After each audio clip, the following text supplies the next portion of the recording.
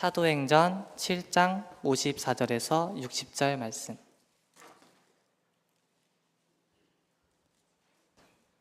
찾으셨으면 다 함께 한 목소리로 읽겠습니다.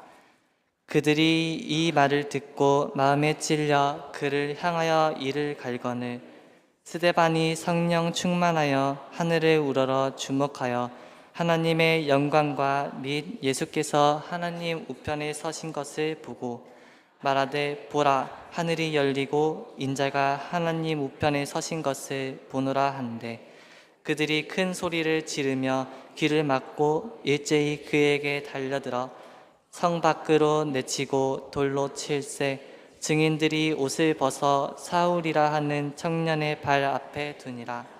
그들이 돌로 스데반을 치니 스데반이 부르짖어 이르되 주 예수여 내 영혼을 받으시옵소서 하고 무릎을 꿇고 크게 불러 이르되 주여 이 죄를 그들에게 돌리지 마옵소서 이 말을 하고 자니라. 아멘. 학생회 회원들 다 나와서서 워십으로 하나님을 찬양하시겠습니다.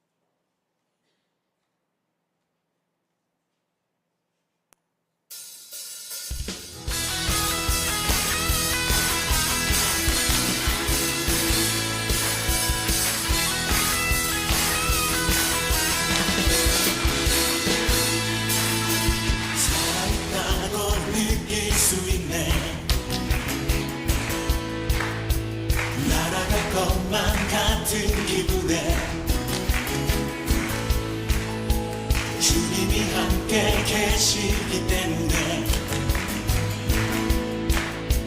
자유롭게 예배를 드리네. 주의 임재 나를 덮네.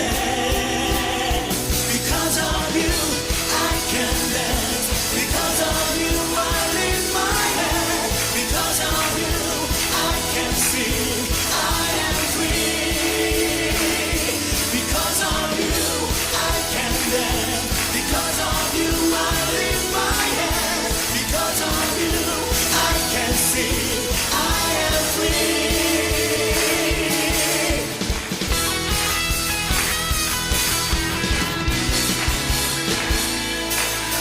살아있다고 느낄 수 있네.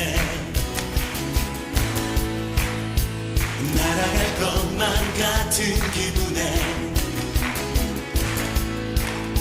주님이 함께 계시기 때문에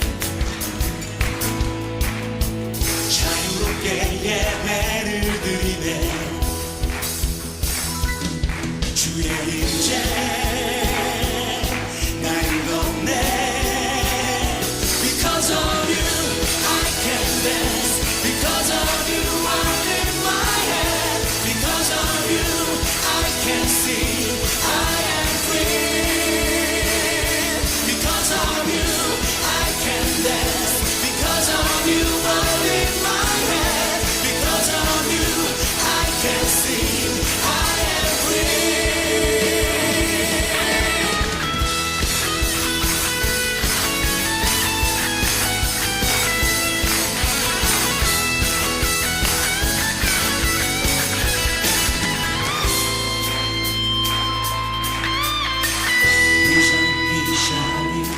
Spirit singing, that's freedom. We jump in shouting, dancing, spirit singing, that's freedom. We jump in shouting, dancing, spirit singing, that's freedom. We jump in shouting, dancing, spirit singing, that's freedom. We jump in shouting, dancing, spirit singing, that's freedom. Jump in, shouting, dancing, spinning, singing, that's freedom. We jump in, shouting, dancing,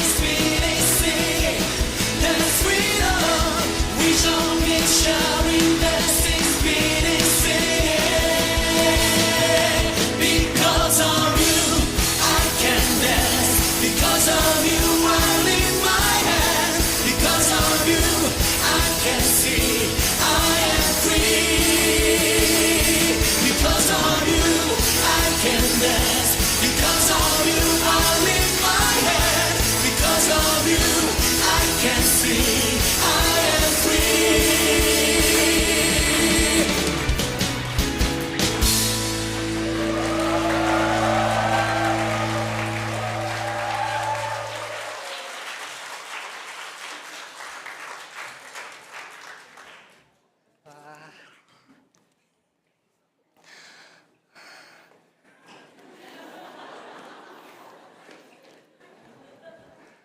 정말 훌륭한 무대였던 것 같습니다.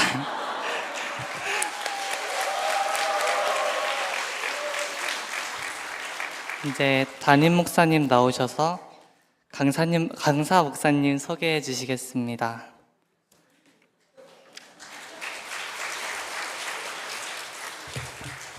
행복하네요. 그렇죠? 우리 학생의 헌신 예배가 오랜만이잖아요. 이렇게 다시 할 수 있도록 또 애써주고 또 도와주시고 기도해 주신 모든 성도님들께 감사드리고 또 힘내주신 중고등부에게 감사합니다. 오늘 우리 학생의 헌신 예배를 맞아서 아주 특별한 분을 모셨습니다. 이분은 몇 번 말씀드렸지만 거리의 아이들, 집도 그리고 뭐 다 떠나서 거리에서 방황하는 아이들을 누구보다 더욱더 사랑하고 그들에게 복음을 전하고 세계를 열어주기에 애쓰고 사역하는 것을 가까이서 봤는데 정말 대단해요. 정말 대단하시고 복음으로 가득하고 사랑으로 가득한 목사님입니다. 우리 이호셉 목사님 나오실 때에 큰 박수로 환영해 주시기 바랍니다.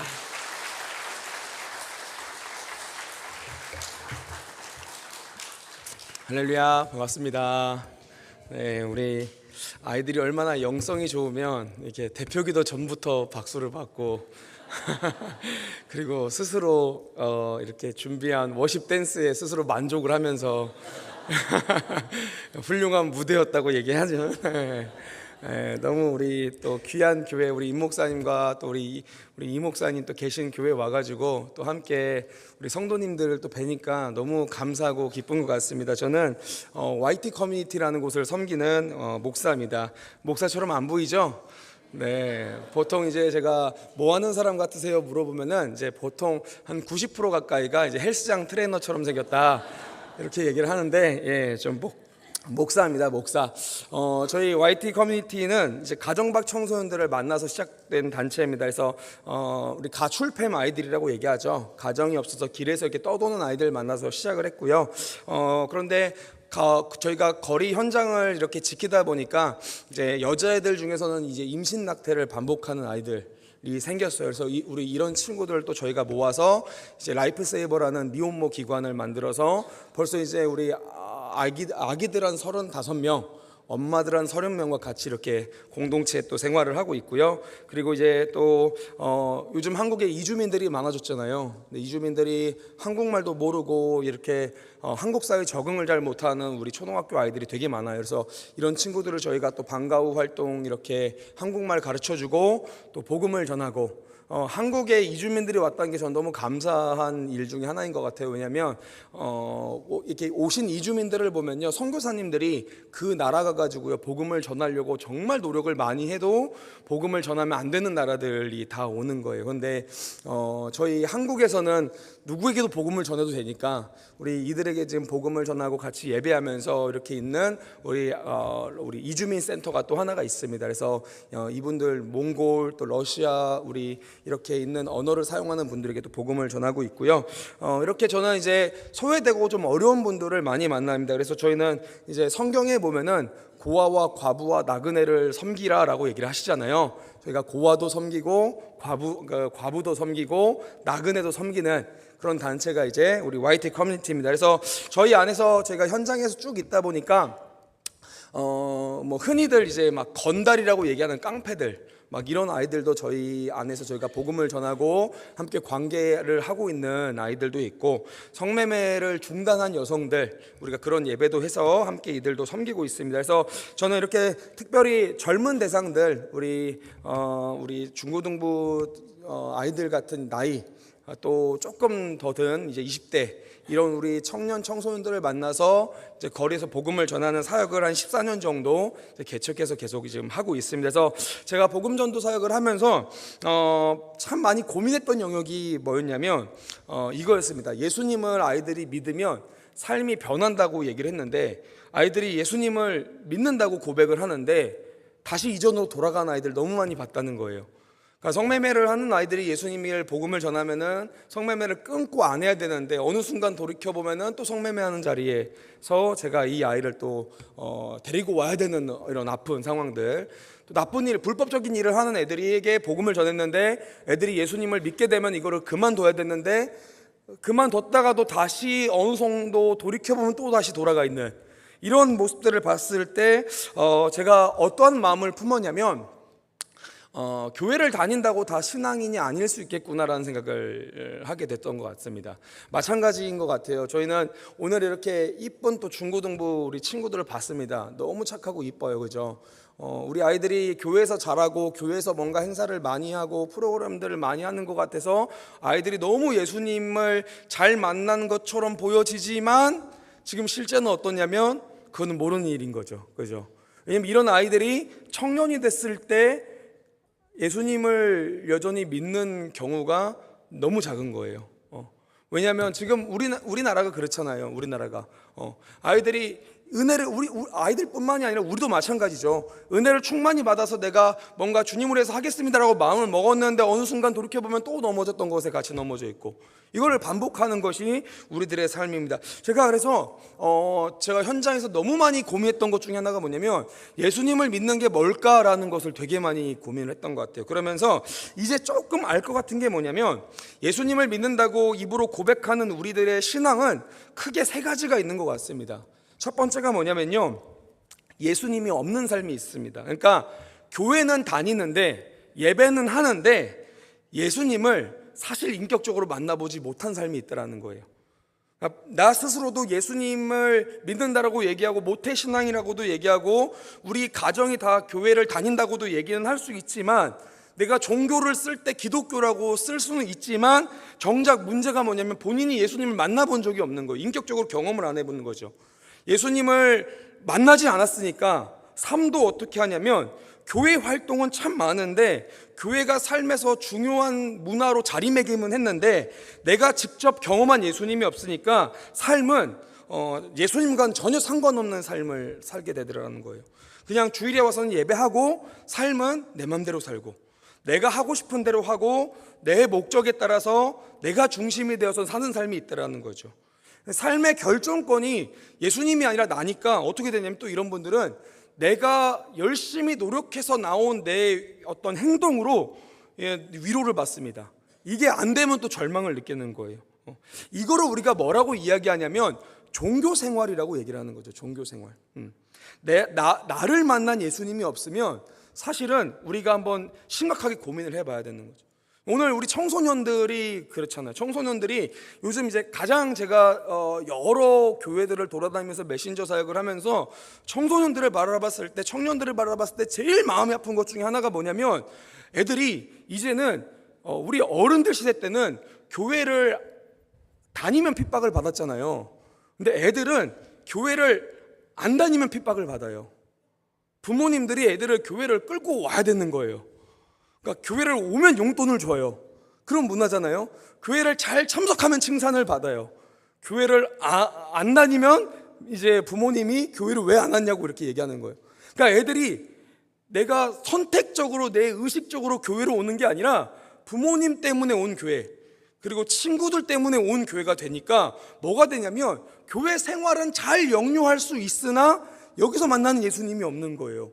그러니까 어떻게 되냐면 청년의 시기가 딱 되면 부모님의 바운더리에서 벗어나는 시간이 되는 순간부터 예수님을 떠나기 시작하는 거죠. 이게 지금 많이 일어나고 있는 현상입니다. 청년들이 이제 대학교를 가든지 혹은 취업을 가든지 가면은 예수님을 떠나는 현상들이 왜 일어납니까? 교회는 충분히 다녔지만 사실은 인격적으로 예수님을 만나지 못한 거예요. 엄마의 예수님, 아빠의 예수님, 목사님, 전도사님의 예수님은 있는데 나의 예수님이 없는 거죠. 교회를 얼마나 많이 다녔다 한들 사실 어떤 직분이 있다고 한들 우리가 예수님을 인격적으로 만나지 못하면 우리의 삶은 변하지 않는다라는 것은 확실한 것 같습니다. 두 번째 어떠한 모습이 있냐면요, 두 번째는 예수님을 삶에서 변두리로 두는 삶이 있더라는 거예요. 사실상 오늘날 우리 신앙생활하는 많은 분들이 다 여기에 속한 것 같습니다. 예수님을 믿습니다. 인격적으로 만났어요. 그런데 내가 내 삶에서 예수님이 내 삶의 주인 되시지는 않는 사람이 있습니다. 그러니까 정확하게 보면은 내 삶의 주인됨을 예수님께 빼앗기기 싫은 거예요. 위로자 예수님은 너무 좋은데 나를 통치하시는 통치자 주님이 너무 싫은 거죠. 내가 죽지 않고 살아서 내가 내 삶을 다 책임져야 되고 컨트롤하고 내 감정 따라서 내 욕구 따라서 막 이렇게 살아가려고 하는 삶이 있더라는 거예요. 이런 삶 가운데 나오는 문제가 뭡니까? 계속 부딪힘이 있습니다. 계속 부딪힘이. 정말 중요한 거예요. 주님 뜻대로는 살기가 싫어요. 그런데 특징이 뭐냐면 그렇다고 내 뜻대로도 못 살아요. 왜냐하면 내 마음대로 살려고 하면은 주님이 내 한켠의 마음에서 나를 보시는 게 너무 찜찜한 거예요. 뭔가 죄를 지으려고 하면은 주님께서 나를 보고 계시는 걸 내가 알아. 그러니까 이거를 또 죄도 못 지어요. 그렇다고 주님 뜻대로 살지도 않아요. 이게 반복되는 삶이 있더라는 거예요. 이걸 저는 뭐라고 이야기하냐면 새빵살이하는 주님이라고 표현을 하거든요. 내 마음의 한켠에 새빵살이를 하시는 주님. 주님이 걸리적거리시는 거예요. 자꾸 삶에서 뭐가 거치적거리는 거예요. 여러분 우리 중고등부 아이들은 새빵을 알아요? 모르죠. 새빵. 그러니까 이렇게 한 집에 방 한 칸을 이렇게 월세로 주는 거예요. 그래서 남이 그냥 월세 내고 그 한 방을 사는 거야. 새빵. 이걸 새빵살이라고 하는 거예요. 우리들의 마음에 지금 예수님이 방 한 켠에 계시는 거예요. 지금. 근데 이게 걸리적거리는 거죠. 걸리적거리. 이러한 삶에는 어떠한 또 문제가 나타나냐면 신앙생활이 행복하지도 않을 뿐더러 이게 삶에 어떠한 능력도 나타나지 않는다라는 거예요. 왜 그렇습니까, 여러분들? 능력은 여러분들 우리가 오해해서는 안 되는 게 능력이란 거 우리가 열심을 다해서 기도하면 능력이 나타나는 게 아니라 우리가 뭐 최선을 다해서 노력하면 능력이 나타나는 게 아니라 능력은 누구 거에 있냐면 능력의 원천은 예수님에게 있습니다, 여러분들. 그러니까 예수님이 내 삶의 주인이 되셔서 내가 예수님께서 내 삶의 주인이 되셔서 나로 움직이면은 능력의 삶이 되는 거예요. 근데 이게 우리 주님은 또 너무 마음 아픈 게 막 폭력배가 아니신 거죠. 막 야 내놔 네 삶은 내 거야 하시지가 않아요. 왜냐하면 우리를 너무 사랑하시기 때문에 의지의 자유를 주셨어요. 그러니까 나와 주님을 관계하고 싶어 하시니까 주님은 계속 기다리시는 거예요. 우리 마음의 새방에서 보고 계시는 거예요. 그러니까 이러한 삶에 살아가는 우리 그리스도인들이 있다는 거죠. 마지막 단계는 뭐냐면요, 반대로 모든 삶을 주님께 드리는 삶이 있습니다. 저는 이거를요 예수님 중심으로 사는 삶이라고 얘기를 합니다. 이런 분들은 상황과 환경을 뛰어넘어서 주님 앞에서 나아가는 사람들이 되어지는 거예요. 예수님과 너무 친밀히 동행하면서 맡겨진 사명을 어느 순간도 잘 감당합니다. 상황이 악화돼도요 예수님과 함께 더 빛을 발하는 사람인 거예요. 이러한 이들의 삶에는 능력이 나타납니다. 왜냐하면 능력의 원천이신 주님이 통치하시기 때문에 그래요. 그러니까 우리 사랑하는 중고등부 친구들이 성경을 쭉 보면은 성경 시대에 나온 사람들의 삶에는 능력이 나타나잖아요. 근데 오늘 우리는 능력이 나타나지 않아. 왜 그럴까를 보면은 우리가 막 열심히 물론 기도를 해야죠. 말씀 읽고 예배 생활 최선을 다해야죠. 근데 중심이 뭐가 돼야 되냐면 주님이 내 중심으로 있는 것이 아니라 내가 예수님 중심으로 있어야 된다는 거예요. 그러니까 주님이 내 삶을 통치하시면 우리 사랑하는 중고등부 친구들을 제일 잘하시는 게 주님이시기 때문에 그렇잖아요. 우리 엄마 아빠도 여러분들을 몰라요. 그러니까 엄마 아빠가 여러분들을 모르니까 여러분들한테 뭐를 하냐면 자꾸 공부하라고 하는 거야. 그러니까 공부를 잘하면 하여튼 뭐라도 되기가 편하잖아요. 그죠? 대학교라도 좋은 대학교를 가면 그러니까 이게 뭐냐면 모르는 거예요. 모르는 거. 내가 얘를 만들지 않았어. 근데 주님은 여러분들을 만드셨거든요. 근데 만드는 거는 모든 이 만들 때는 목적이 있어요. 목적이. 그렇잖아요. 여러분 이 물컵이 그냥 생기는 것 같아요. 물컵이. 근데 이 물컵을 그냥 쪼물딱 해서 물컵이 만들어졌어요. 우연히 뭐 이 유리 글라스들이 모여가지고 오랜 시간 동안 변화돼가지고 반복되어져가지고 이게 뭐 숙축과 팽창을 막 우연히 해가지고 어느 순간 딱 봤더니 물컵이 됐더라, 뭐 이런 게 있어요? 아니에요, 여러분들. 물컵은 만들어진 거예요. 근데 이거 만들 때 어떻게 만드냐면 물컵부터 만드는 게 아니라 어떻게 하면 물을 가장 이쁘게 담을 수 있을까, 어떻게 하면은 사람들이 들기 가장 편할까, 다 이 목적을 해서 이걸 만드는 거예요, 이거를. 근데 하물며 우리는 어떨까요, 여러분들? 우리는, 그러니까 우리가 예수님 중심으로만 삶을 살면 나를 제일 잘하시는 분이 주님이기 때문에 주님이 나를 통치하시고 내 삶에서 주님이 가장 우리의 삶에 능력에 거하는 삶 가운데 우리를 인도하신다라는 거죠. 오늘 여러분들 이걸 믿으십니까? 오늘 본문 말씀을 보면은 이렇게 예수님 중심으로 삶을 산 분이 한 분이 나와요. 그분이 누구냐면 스데반 집사님이십니다. 스데반 집사님. 제가 말씀의 배경을 잠깐 설명해 주겠습니다. 오순절 다락방에 성령 강림 사건이 일어났었습니다. 최초의 교회인 예루살렘 교회가 엄청난 붕을 막 이렇게 거듭하는 거예요. 사람들이 막 많아지다 보니까 여러분도 아시죠? 사람들이 많으면 문제가 많아지는 거예요. 예루살렘 교회에 여러 가지 막 잡음들이 들리니까 이 사도들이 모여가지고 기도하다가 교회 안의 문제들을 인식하면서 이 교회 사역에 도울 자들을 뽑습니다. 그게 누구죠? 초대 7 집사님들이었죠. 근데 이 초대 7 집사님 중에 하나가 스데반 집사님이었는데, 이 스데반 집사님은 특기가 있는데 뭐냐면 엄청난 하나님의 은혜와 권능을 받아가지고요, 복음 전파를 하는 것에 스페셜리스트였었어요.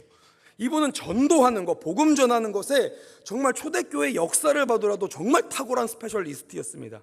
근데 이분이 막 복음을 전하는데 리버디노 회당에 소속된 사람들이랑 논쟁이 붙은 거예요. 뭐라고 논쟁을 붙습니까? 예수는 메시아가 아니다. 예수는 메시아가 아니다. 또 스데반 집사님은 아니다. 예수님은 하나님의 아들이다. 이걸로 논쟁이 붙었는데 도저히 이 스데반 집사님을 이길 수가 없는 거예요. 그러니까 어떻게 합니까? 원래 팩트가 안 되면 뭐가 되는 거예요? 선동이 되는 거죠. 이제 선동을 하기 시작하는 거예요. 이 사람이 모세와 하나님을 모욕했다고 막 신성 모독죄를 덮어 써가지고 스데반 집사를 공회로 끌고 갑니다. 그리고 막 거짓 증인들을 쫙 세워놓고요, 이 사람 신성 모독했다면서 막 공격하는 거예요. 근데 스데반 집사님은 어떻게 합니까? 공회에서 잡혀온 상황에서도요, 쭉 이게 사람들을 보면서 예수님을 전하기 시작해요. 거기서도 아브라함에서부터 시작해서 이삭, 야곱, 요셉, 모세, 다윗, 그러니까 역사들을 쫙 나열하면서 너희들이 얼마나 선지자들을 많이 박했느냐, 니네 조상들이 얼마나 선지자들을 많이 박했느냐, 그 과정들을 얘기하고요, 이제는 하다하다가 하나님의 아들이신 예수님까지 너희들이 박해하지 않았냐, 오히려 막 공격을 이렇게 합니다. 그 연설에 화가 난 유대인들이 어떻게 하냐면 귀를 막고요, 이 스데반 집사님을 성 밖으로 끌고 가서 돌로 쳐서 죽이게 되는 거죠. 스데반 집사님이 어떻게 되냐면 기독교 최초의 순교자가 되십니다. 그리고 스데반 집사님이 딱 죽고 나서 이제 우리 초대 교회사를 보면은 스데반 집사님의 죽음과 맞물려서 뭐가 시작되어지냐면 초대 교회 탄압과 박해가 시작이 되어져요. 그게 이제 우리가 읽은 말씀의 전후 스토리인데요, 저는 오늘 이 스데반 집사님의 죽음의 장면을 통해서 어떤 삶이 예수님 중심으로 사는 삶인가를 함께 나눴으면 좋겠어요. 저는 우리 귀한 청소년들이 정말 하나님 앞에서 놀랍게 사용되어졌으면 좋겠어요. 여러분들이 생각하는 삶의 그 이상, 꿈도 꾸지 못하는 하나님의 놀라운 은혜가 여러분들 삶에 임할 겁니다. 그러려면 여러분들이 주인 돼서는 안 돼요. 여러분들의 삶에 예수님이 주인되면 여러분들의 삶은 그렇게 될 수 있습니다. 저는 오늘 말씀을 통해서 예수님 중심으로 우리들의 삶이 바뀌기 소망합니다. 아멘. 자, 첫 번째입니다. 예수 중심의 삶의 첫 번째가 무엇이냐면요, 우리 다 같이 한번 따라해 볼까요? 예수님을 바라보는 삶. 자, 우리 본문 54절에서 혹시 56절 한번 읽어볼 수 있을까요? 제가 본문을 많이 읽어서 혹시 이렇게 좀 넘겨주시면 좋을 것 같아요. 오늘 본문 54절에서 56절 말씀을 우리 한번 다 같이 한번 읽어봤으면 좋겠습니다. 자, 읽습니다. 시작. 그들이 이 말을 듣고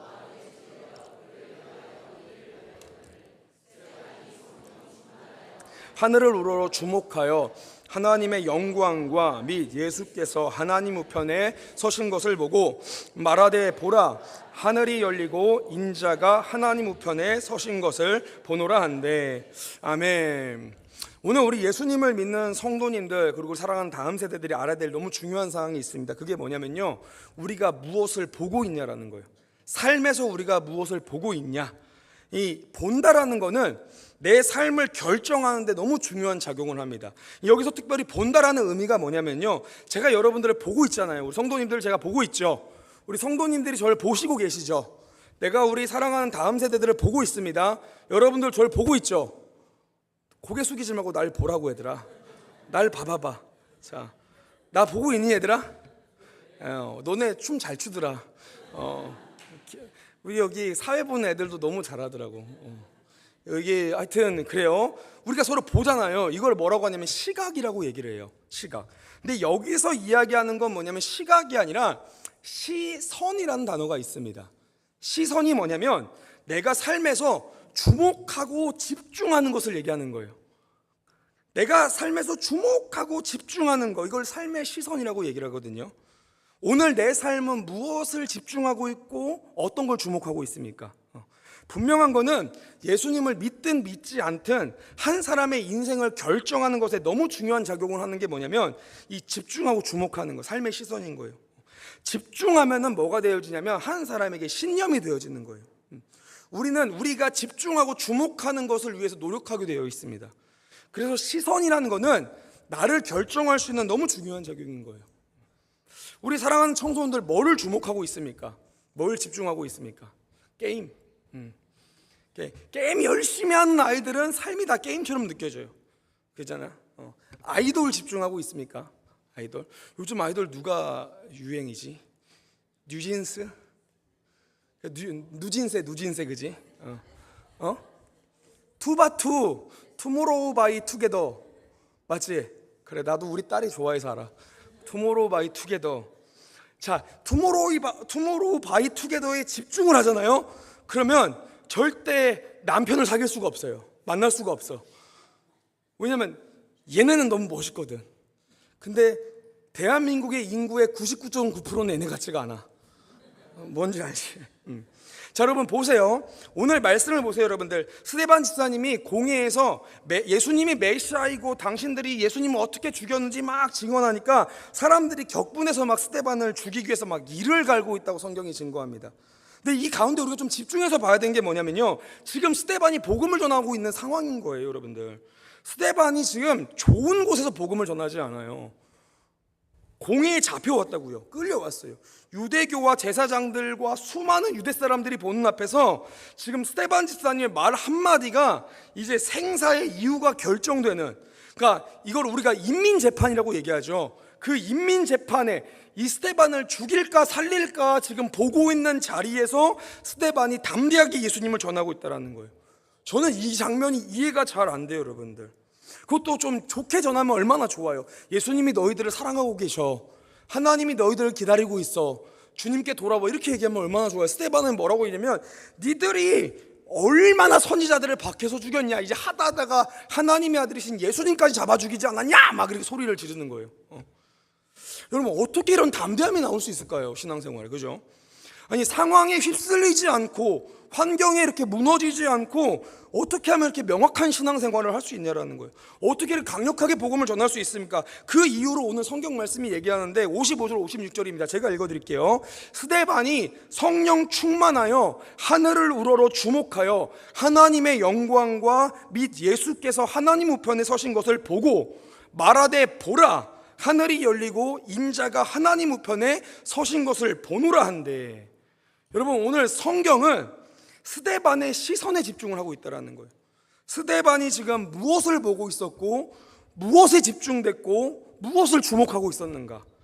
오늘 성령 충만함을 입은 스데반은요, 공회 안에서 막 이 스데반을 죽이려고 막 하는 목숨을 좌지우지하는 유대교의 제사장들에게 주목됐던 것이 아니라 막 죽이려고 비난하고 정죄하는 그 협박들에게 시선이 놓였던 것이 아니라 위험한 상황에 지금 막 삶의 시선이 놓여졌던 것이 아니라 하늘에 계신 하나님의 영광을 보았고 서 계신 예수님을 보았다라고 성경이 증거한다는 거예요.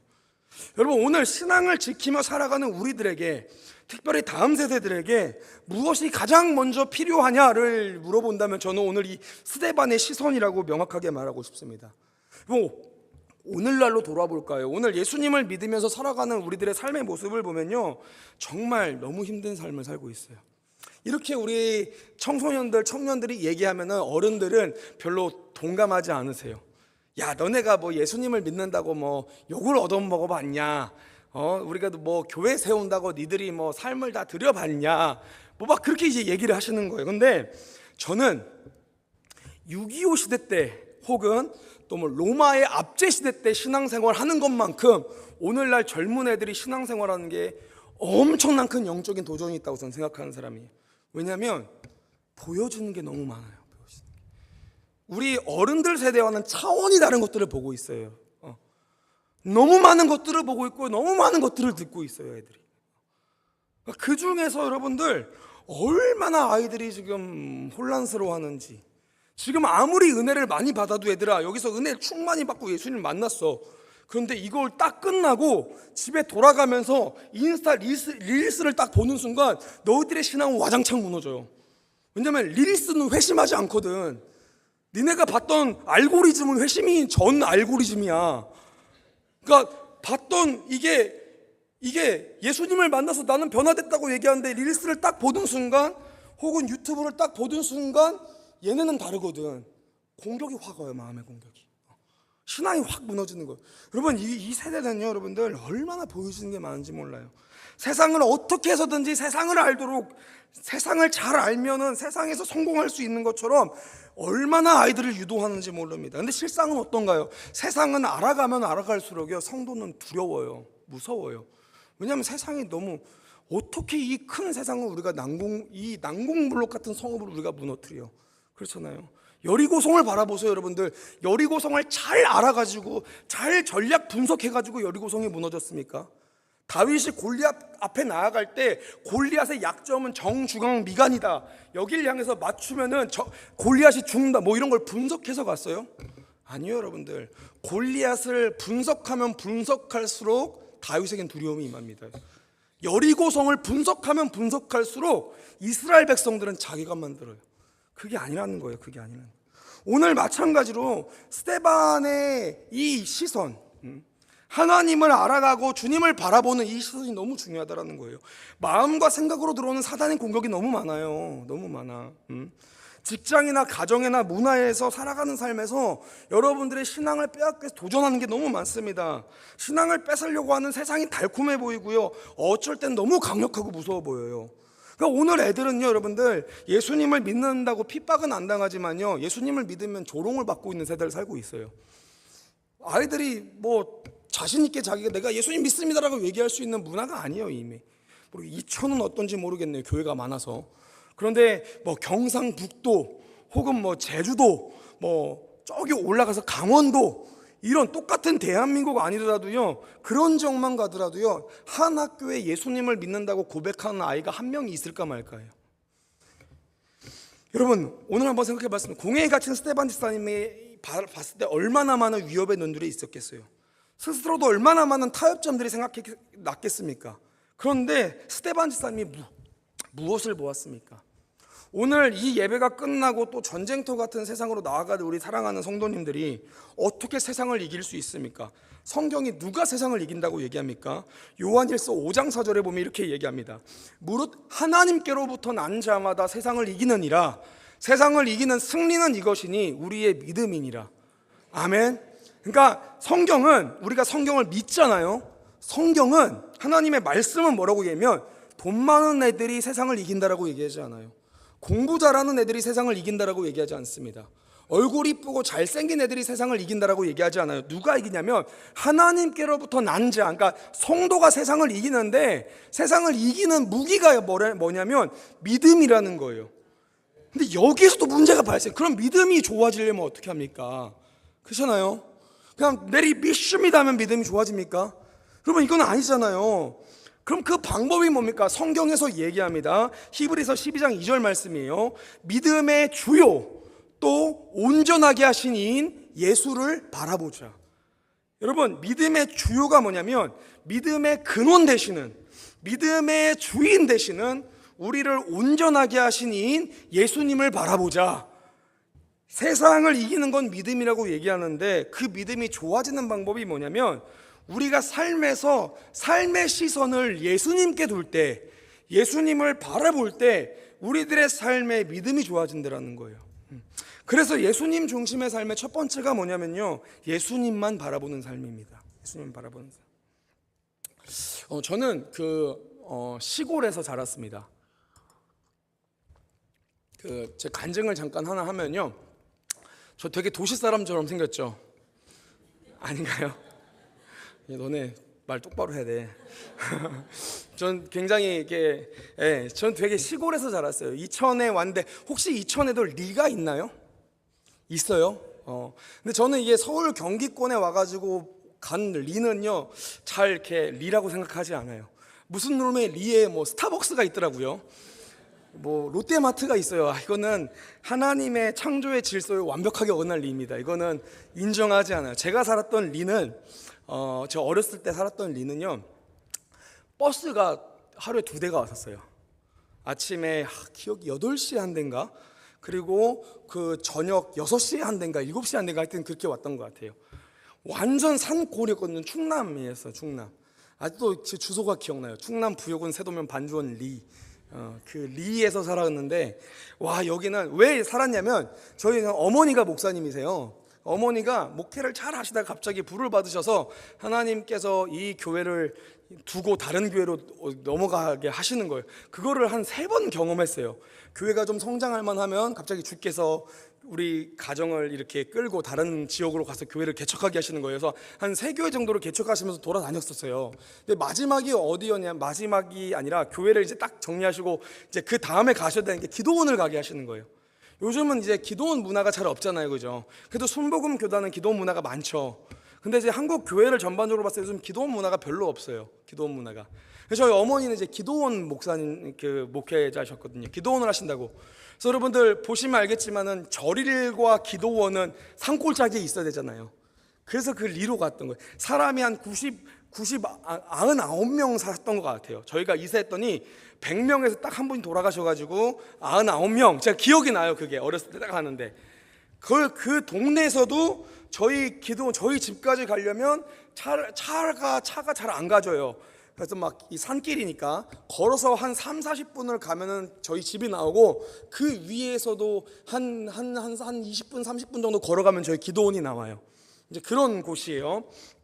저희 기도원은 거기 있던 장소가 어느 장소였냐면, 혹시 우리 친구들 그 낙화함이라는 걸 들어본 적 있나? 삼천궁녀가 빠져 죽은 이게 삼천궁녀가 빠져 죽은 곳이에요. 자, 대한민국 역사에서 3,000명이 한 자리에 죽은 역사가 있어요, 없어요? 많이 없죠. 그런 데는 누가 많이 올까요? 무당들이 많이 와요. 무당들이. 그래서 저는 매년 그 전국 총무당연합회에서 그 무슨 혼을 건진대요. 아니, 계속 건졌으면 이제 건질 혼도 없겠는데 하여튼 매년 건져요, 그거를. 그래서 거기서 이제 구출하시는 거예요, 무당들이. 바로 저희 집 옆에서 그 낙화암 거기에서 이렇게 막 구출하세요. 그럼 또 우리 목사님들이 가만히 있어요? 못 있어요? 못 있죠. 그 충남 성시화 운동본부 목사님들이 저희 기도원에서 갑자기 맞불 집회를 하세요. 부흥회를. 제가 초등학교 한 3학년 때인가 그 장면을, 제가 기도원 들어가면서 그 장면을 봐요. 이게 큰 주차장을 끼고 한쪽에서는 구출하고요, 한쪽에서는 이게 그때 그 북을 치면서 주여 주여 부르면서 이제 이게 노래를 막 찬양을 하시는 거예요. 근데 이게 묘하게 콜라보레이션이 될 때가 있어요. 이렇게 딱 저 보면서 나는 어디로 가야 되나, 음식은 일단 여기가 더 많은데 막 고민을 했던 막 그런 이야기, 영적으로 막 되게 혼탁했던 그런 데가 있었어요. 거기가 특징이 뭐냐면 이상하게 귀신 들린 분들이 그렇게 저희 기도원을 많이 왔었어요. 그러니까 우리 청소년 귀신 들린 사람 본 적 없죠? 요즘은 어떤 선교사님이 귀신도 활동 안 한다대요. 성령님도 활동 안 하고 귀신도 재미없어서 활동 안 하고 뭐 이렇게 얘기를 하시던데, 제가 어렸을 때 막 이렇게 귀신 들린 분들이 많이 와서 저는 이 귀신 들린 분들이랑 삶을 많이 같이 살았던 것 같아요. 그러니까 별로 무섭지를 않아요, 그런 분들이. 오히려 우리가 지금 섬기고 있는 애들보다 나아요. 그분들은 남을 해코지 하지는 않잖아. 자기가 힘든 거지.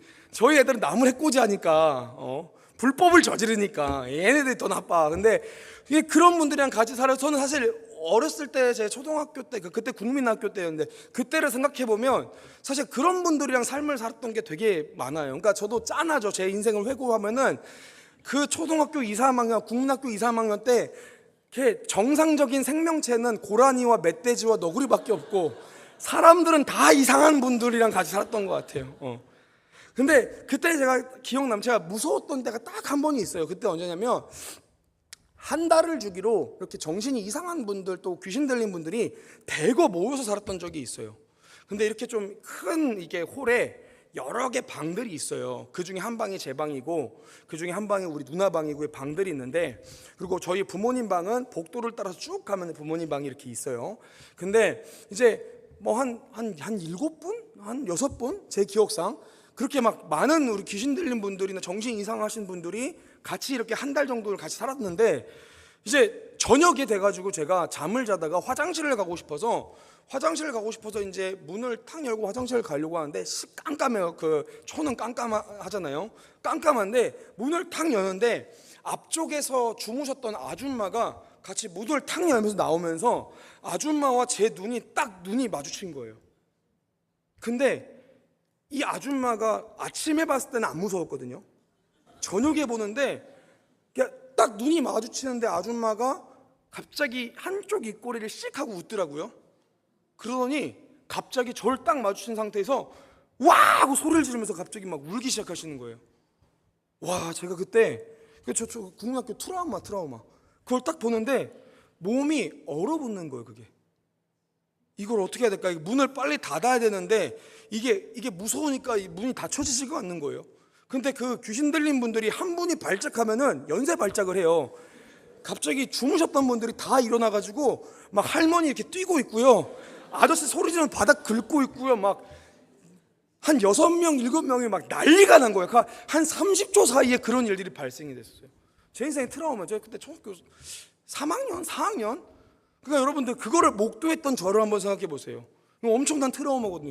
그걸 딱 보는 순간 제가 진짜 모든 몸이 다 없고요, 딱 얼어가지고 이걸 어떻게 해야 되나. 시끄러워지니까 저기 멀리서 주무셨던 저희 아버지가 일어나셨어요. 아버지가 막 일어나시더니 갑자기 소리를 지르면서 요셉아 하면서 막 달려오시는 거예요. 제가 그때 생각을 했었죠. 아버지가 아니라 어머니가 계셨어야 되는데, 왜냐면 저희 어머니는 목사님이시고 저희 어머니가 계시면 귀신 들린 분들이 절대 활동을 못 하세요. 저희 아버지는 철저하게 이성주의자세요. 저희 아버지가 돌아가시기 전까지도 귀신 들린 사람이라고 얘기하지 않고 정신질환자다, 저희 아버지는 이런 템포시거든요. 근데 이 아버지가 막 오시는데 조용히 해, 시끄러워 소리 지르는데 멈춰요 안 멈춰요? 안 멈추죠. 나는 우리 아버지가 소리 지르서 더 무서웠어요. 나 큰일 났구나 진짜 속으로. 막 소리 지르다가 저희 아버지가 하셨던 한 가지 방법이 있었어요. 그게 뭐냐면 막 소리 지르다가 안 되니까 저를 딱 보더니 제가 그분들을 못 보게 딱 막으시더라고요. 이렇게 막으셔가지고 양쪽 손으로 제 귀를 딱 막으시고 제 얼굴을 싹 드시면서 아버지의 눈과 제 눈을 마주치면서 아버지가 뭐라고 얘기하셨냐면, 요셉아, 아빠 여기 있어. 아빠 괜찮아. 우리 요셉이 아빠만 보고 있으면 돼. 아빠 여기 있다. 괜찮아. 안 무서워. 괜찮아. 아빠 여기 있어. 근데 너무 놀라운 경험을 제가 한 적이 있어요. 여러분, 주위가 이분들이 지금 난장판 피고 있어요, 안 피고 있어요? 똑같이 피고 있는데 제 귀가 아버지한테 딱 가고 시선이 아버지를 보니까 마음에 평화가 확 오는 거예요. 기억나는 거는 아버지의 따뜻한 시선, 따뜻한 체온, 그윽한 목소리가 들리는 거예요. 무서웠던 게 다 사라지는 거예요. 제가 이제 시간이 지나서 아버지가 돌아가신 아버지가 가장 보고 싶은 얼굴이 어디냐면 그때 얼굴이에요. 그때 얼굴. 그게 저한테 각인이 됐어요.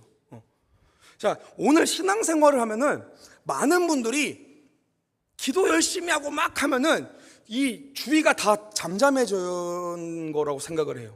근데 진짜 신앙인들, 예수님을 바라보는 사람들이 어떻게 되냐면 주위가 어떻든 간에 내가 아버지를 바라보니까 평안한 거예요.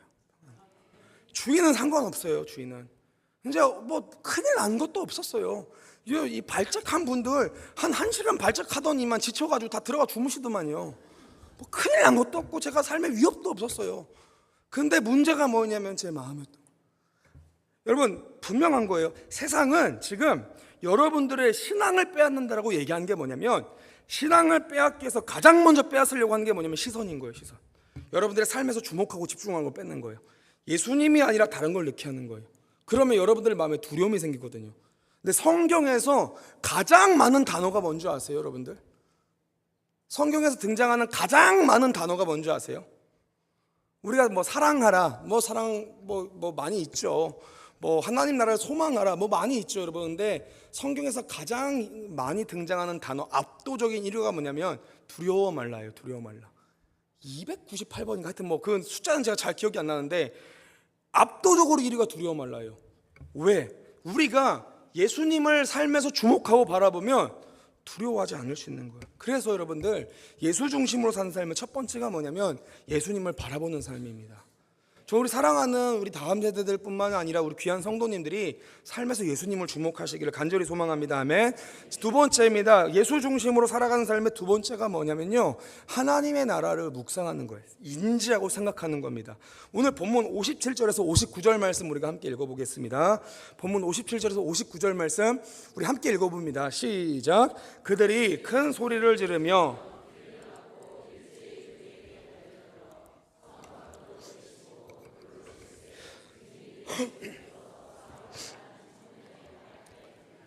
그들이 돌로 스데반을 치니 스데반이 부르짖어 이르되 주 예수여 내 영혼을 받으시옵소서 하고. 아멘.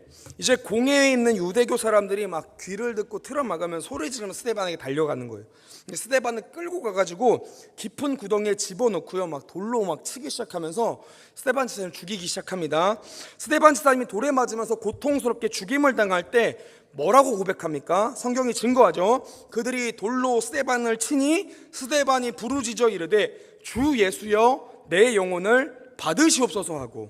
그러니까 스데반의 고백이 뭐냐면 주님 살려주세요 라는 고백이 아니라 뭐라고 얘기했냐면 주님 내 영혼을 받아주세요 라고 고백을 했다는 거예요. 이것을 통해서 우리가 분명하게 알 수 있는 사실이 뭐냐면요, 스데반은 본인이 돌아가야 될 곳을 정확하게 알았다라는 거예요. 본인이 돌아가야 될 곳을 정확하게 인지한 겁니다, 여러분들. 예수 중심으로 사는 삶의 첫 번째가 시선, 바라보는 거라고 얘기했습니다. 예수 중심의 삶의 두 번째가 뭐냐면요, 인지하는 거예요. 무엇을 인지합니까? 최종적으로 돌아갈 하나님 나라를 우리가 인지하는 게 중요합니다. 여러분, 이게 예수 중심의 삶을 사는 너무 중요한 키워드인 거예요. 진짜 여러분, 가짜로 신앙생활을 하는 사람 말고요, 진짜 신앙생활을 하는 사람들의 공통적인 특징이 하나가 있는데 그게 뭐냐면 내가 가야 될 본향, 내 진짜 집에 대한 명확한 인지가 있습니다.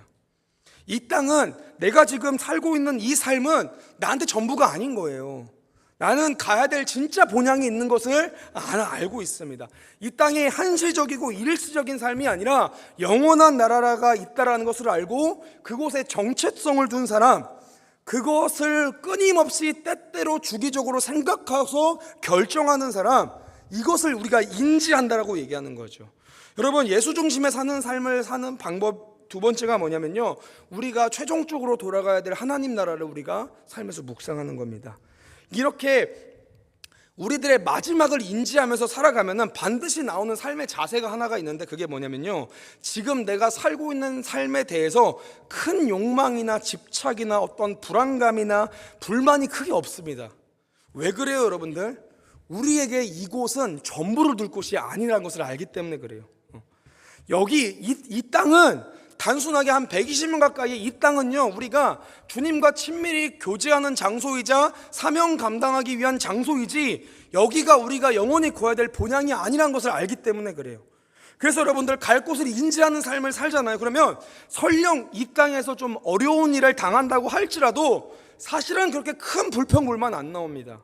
잘 먹고 잘 살고 안정되고 부유하기 위해서 과도한 욕망이나 집착을 하지 않아요. 왜냐? 힘든 게 당연해요, 여러분들. 원래 집 떠나면 고생이잖아요. 원래 고생해, 얘들아. 집 떠나면 고생이에요, 여러분들. 저는 그 몰디브라는 곳을 너무 가보고 싶어요. 여러분, 몰디브 알아, 얘들아? 그 막 엄청 막 이 광고나 이런 데를 보면요, 저는 제 해외를 정말 많이 다니거든요. 1년에 많이 다닐 때는 막 15번 다니기도 하고요. 외부 막 말씀 집회 다닌다고 보통 한 8번 정도 다니면서 막 이렇게 말씀 집회를 다녀요. 근데 이제 저는 안타까운 게 뭐냐면 어느 나라를 가든지 항상 교회밖에 기억이 안 나요. 놀지를 못해요. 그러니까 저는 이게 어떤 느낌이냐면 좀 먼 부산 이런 느낌이에요.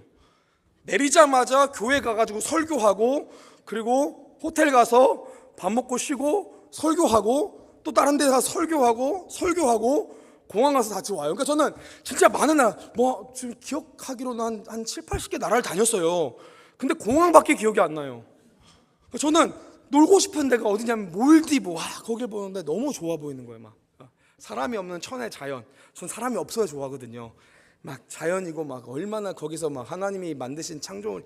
그런데 놀고 싶은데 여기서 살고 싶진 않아요. 잘 봐봐. 몰디브가 너무 좋죠. 근데 거기서 여러분들이 밥을 먹고 싶잖아요. 잡아서 먹어야 돼요. 키워서 먹어야 된다고. 저는 배달의 민족의 노예가 됐어요. 이 문명이 너무 좋아요.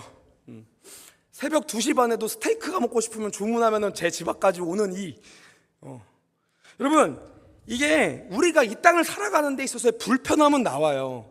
이게 억울함도 나와요. 근데 그게 어떤 사람 입장에서는 무조건 주님이 해결해 주셔야만 하는 사람이 있고, 어떤 사람 입장에서는 이 땅이 그렇지 뭐 어떻게 해, 하나님 나라 가면 주님 다 아시지 이렇게 넘기는 사람이 있어요. 그 차이가 뭐냐면요, 세상을 바라보고 있는 사람과 하나님 나라를 바라보고 있는 사람의 차이인 거예요. 여러분들, 우리의 삶이, 그리스도인의 삶이 안정되지 못하는 건 당연한 거예요. 여러분들, 안정을 추구하지 마세요. 왜냐하면 이 땅은요, 우리한테 전부가 될 수 없는 땅이기 때문에 그래요. 성경에서도요, 분명하게 우리를 향해서 뭐라고 얘기한지 아세요? 나그네라고 얘기합니다. 여러분들, 성경은 예수 그리스도를 믿으며 살아가는 우리들에게 여러 가지 정체성을 부여해요. 하나님 아버지 앞에서는 우리가 자녀되는 정체성이 있어요. 너는 자녀다라고 얘기를 해요. 신랑 대신 예수님 앞에서는 우리는 신부다라고 얘기를 해요. 왕이신 하나님이 통치하시는 그 하나님 나라에서는요, 우리는 백성이다라고 얘기를 해요. 그죠? 주인 대신 하나님 앞에서는 우리가 종이라고 얘기를 한다고요. 그런데 성경을 보면 우리가 세상을 살아가는 것에 대해서는 어떤 정체성을 부여하냐면 나그네라고 우리를 지칭한다라는 거예요. 베드로전서 2장 11절 말씀, 사랑하는 자들아 거류민과 나그네 같은 너희를 권하노니 영혼을 거슬러 싸우는 육체의 정욕을 제어하라. 여러분, 거류민 누구고 나그네가 누굽니까? 남의 나라의 영토에 머물며 사는 사람을 거류민이라고 얘기합니다. 이주민이죠. 나그네가 뭡니까? 자기 고향 떠나서 다른 곳에 임시로 머무르고 있거나 여행 중인 사람을 나그네라고 얘기해요. 이 두 사람의 공통적인 공통적인 특징이 뭡니까? 안정되지 못해요. 안착할 수 없어요. 왜냐? 집이 아니니까.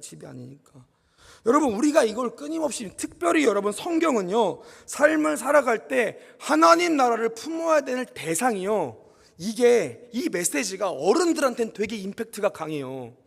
왜냐면 이 어른들은 이제 하나님 나라를 갈 때가 얼마 안 남았어. 그러니까 이 임팩트가 되게 강하다고요. 내가 가야 될 하나님 나라. 젊은 세대는 아직 좀 연차가 있어요. 멀어. 어른들이 불만 가지만 그렇다고 얘네들이 먼저 가면 안 되잖아요. 이건 당연한 순리잖아요. 그죠? 근데 성경이 뭐라고 얘기하면, 전도서에서는요, 여러분들, 너는 청년의 때에 너의 창조주를 기억하라. 공고한 날이 이르기 전에 아무 나게 할 해들이 가깝기 전에. 그러니까 이 메시지가 진짜 필요한 대상은 청년이라고 얘기하는 거예요. 성경이 뭐라고 하니까 우리 노년 세대에게는요, 뭐라고 얘기합니까? 여러분들, 도리어 꿈을 꾸라고 얘기해요. 이게 성경인 거예요. 노년 세대는 꿈을 꾸어라 라고 얘기를 합니다. 여러분, 오늘 우리가 갈 곳을 여기에 목표의식을 둬야, 하나님 나라의 목표의식을 두고 하나님 나라의 이 마음을 품고 살아가야 되는 거예요. 그러면 어떻게 됩니까? 세상과는 다른 삶의 모습이 등장합니다. 세상은 어떻습니까? 이 땅이 끝인 줄 알고 있어요. 이걸 믿고 있습니다. 여러분들, 세상이 끝인 거예요. 그러니까 세상의 메시지가 뭐예요? 여러분들, 한 번 사는 인생 네가 행복한 대로 살아. 이게 모든 삶의 지금 메시지인 거예요. 네 삶의 주인은 너야. 네가 하고 싶은 걸 해. 그게 옳은 거야. 이게 요즘 메시지예요, 다. 왜냐? 전 이해가 돼요.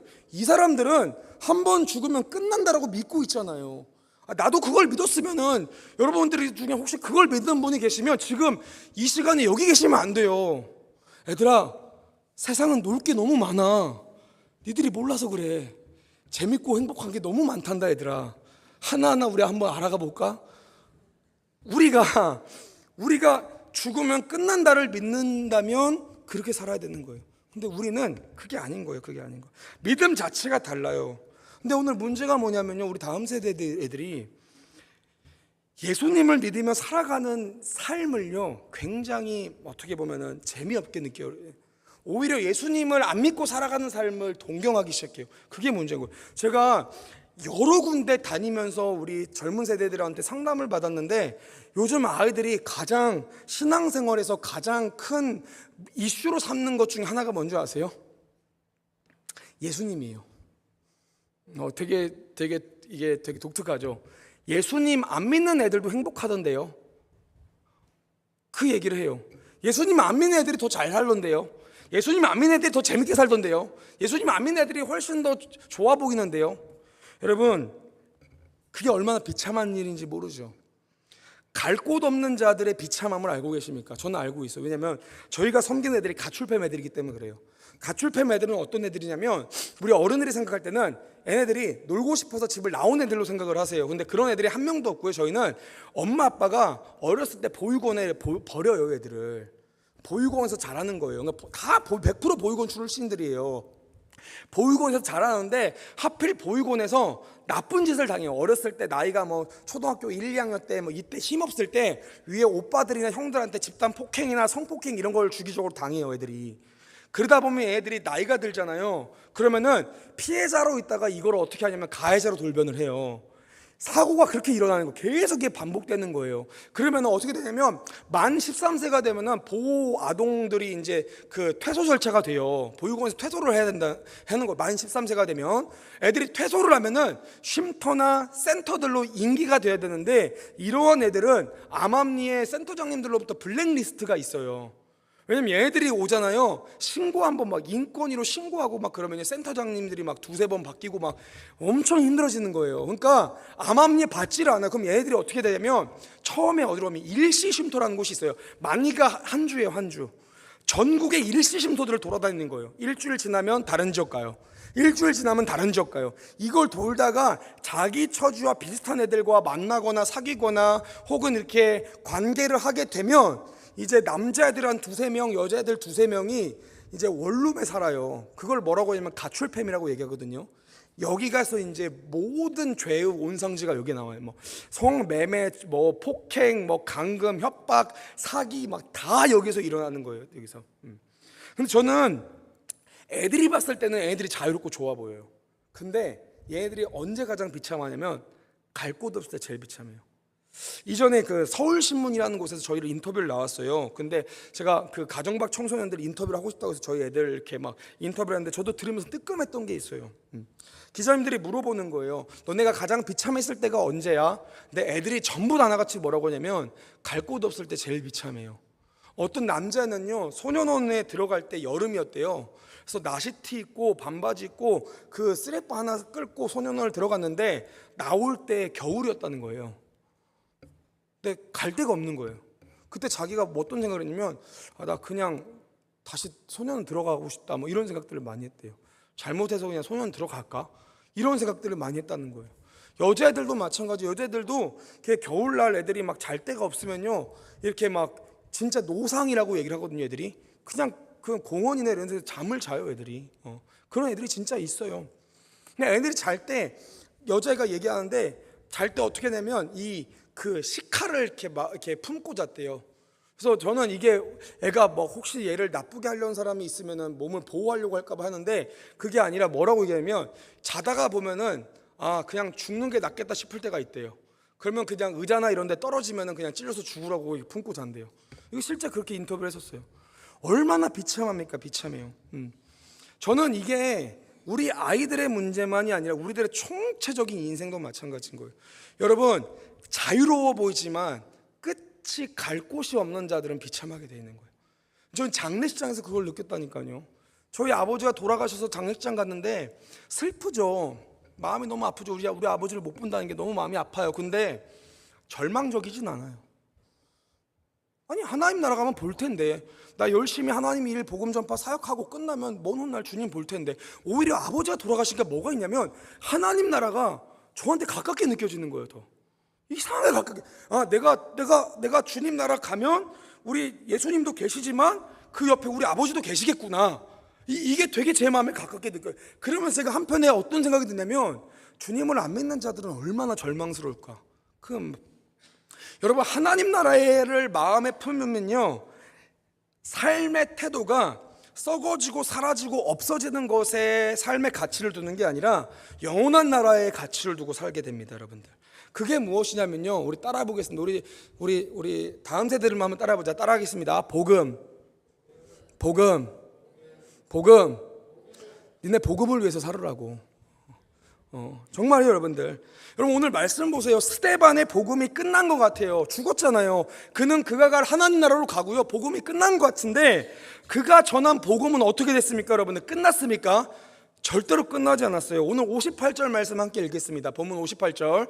저는 오늘 본문 말씀에서 가장 신비로운 이 성경 구조라고 생각해요. 읽습니다. 시작. 성 밖으로 내치고 돌로 칠세. 아멘. 여러분, 이 사울이란 청년이 누구죠? 스데반을 죽이는데 증인으로 앞잡이를 섰던 사울인 거예요. 근데 이 사울이 어떻게 됩니까? 이후에 이방인들을 위해서 복음을 전하며 선교하고 복음을 위한 순교자가 되는 사도 바울이 되어지는 거예요.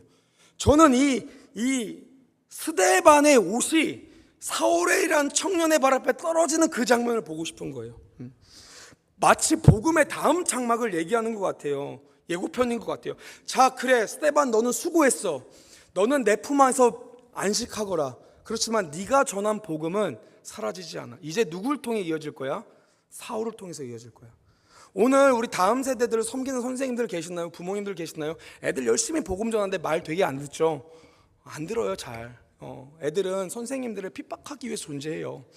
그렇게 마음을 품으셔야 돼요.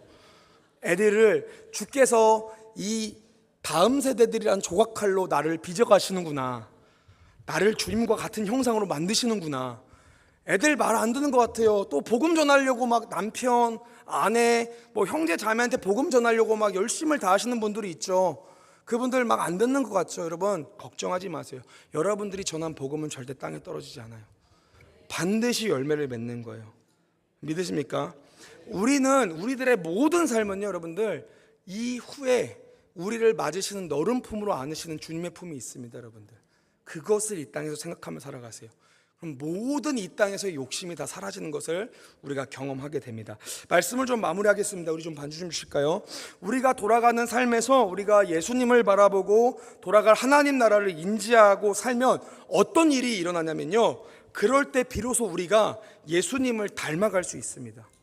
여러분, 예수님 중심으로 사는 사람들은요, 반드시 예수님을 닮아가게 되어 있습니다. 이거를 여러분 신학적으로 성화라고 얘기해요. 성화가 뭐냐면 어려운 얘기가 아니라 예수님을 닮아가는 거예요. 예수님을 닮아가는 거. 오늘 스데반 집사님의 마지막 장면을 보면요, 그 끝이 예수님과 너무 닮아 있습니다. 누가복음 23장 46절, 예수님이 돌아가실 때 뭐라고 고백했냐면, 큰 소리로 불러 이르시되 아버지, 내 영혼을 아버지 손에 부탁하나이다 하고 이 말씀을 하신 후에 숨지시니라. 오늘 스데반이 어떻게 고백했습니까? 7장 59절, 그들이 돌로 스데반을 치니 스데반이 부르짖어 이르되 주 예수여, 내 영혼을 받으시옵소서 하고, 누가복음 23장 34절, 이에 예수께서 이르시되 아버지, 저들을 사하여 주옵소서, 자기들이 하는 것을 알지 못함이다 하시더라. 사도행전 7장 60절, 스데반이 뭐라고 얘기하죠? 무릎을 꿇고 크게 불러 이르되 주여, 이 죄를 그들에게 돌리지 마옵소서, 이 말을 하고 자니라. 여러분, 스데반 집사님의 마지막이 왜 이렇게 예수님의 마지막과 닮았다는 것을 성경이 강조한 줄 아세요? 이게 우리들의 모습이 되어야 되기 때문에 그렇습니다. 처음에는 괴수로 태어났지만 주님 중심으로 살아가며 주님 바라보며 주님 나라 꿈꾸며 살아가다 보면 어느 순간 우리를 돌아봤을 때 예수님과 너무 닮아 있는 거예요, 여러분 예수님과. 여러분, 그래서 예수 중심으로 삶을 사는 거, 예수님을 바라보고 예수님 생각하며 살아가는 거, 이거를 뭐라고 표현하냐면 따라하겠습니다. 사랑하는 거다. 주님을 깊이 사랑하는 자가 예수님 중심으로 살 수 있는 거예요. 저는 우리 사랑하는 다음 세대들의 삶이 이렇게 되어지길 소망합니다. 아멘. 여러분들이 그런 삶을 살기를 소망합니다. 아멘. 함께 기도하겠습니다. 하나님 감사합니다. 우리들의 삶은 어떠한 삶입니까? 우리가 교회만 다니고 있습니까? 내 삶이 예수님 중심으로 살아가고 있습니까? 우리 귀한 성도님들의 삶이 주님을 바라보며 살기를 소망합니다. 삶에서 무서운 것 많고 들려지는 것 많고 보여지는 것 많지만 우리가 신실하게 주님만 바라보길 소망합니다. 주님, 우리들의 삶의 모든 생각이 하나님 나라가 되어지길 소망합니다. 이 땅에서 힘들고 어려워도 주님 나라는 평안하고 주님 나라에서는 안식이 있고 우리를 쉼과 사랑과 은혜와 우리 가운데 놀라우신 하나님의 위로와 회복이 있는 그 나라를 생각하며 우리가 살 수 있도록, 그 나라의 가치로 이 땅에 복음을 전하며 살아갈 수 있도록 인도하여 주시옵소서. 주께 모든 우리들의 심령을 드립니다. 감사하며 예수님 이름 받들어 기도합니다. 아멘.